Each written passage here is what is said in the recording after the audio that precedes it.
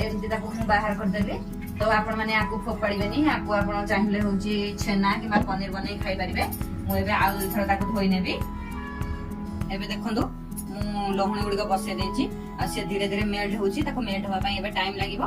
तो ताको हमें मेल्ट होबा पई एबे छाड़ी दबा एबे तो देखि पाथबे आपण माने लहुणी गुरा पूरा मेल्ट हे गलानी आ ये पूरा फुटुछि तो आको हमें एमती गोळौथिबा न गोळिले तळु लागि जाई पारे तो ताको हमें एबे 30 मिनिट पर्यंत एमती फुटिया पई छाड़ी दबा 30 मिनिट परे हमर घी पूरा रेडी हे जिवो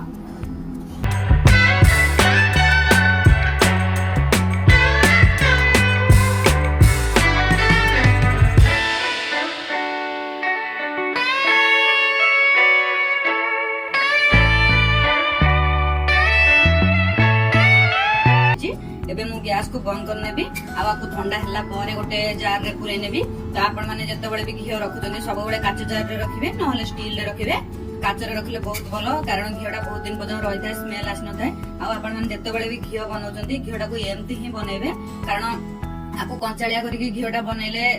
होची घीटा खराब हो जाय पारे बहुत जल्दी आ घीर भी गोटे स्मेल आसी थाए तेन करी घी जत्ते बेले बनेबे एमती ही घीटा को पूरा बनेबे तो घी खराब हबनी तो आपण माने थरे एई प्रोसेस रे घी ट्राई करंतु आ आपण माने एई प्रोसेस रे घी ट्राई करी खाइला परे आपण माने बाजार रु घी किनिया भी भूली जिवे।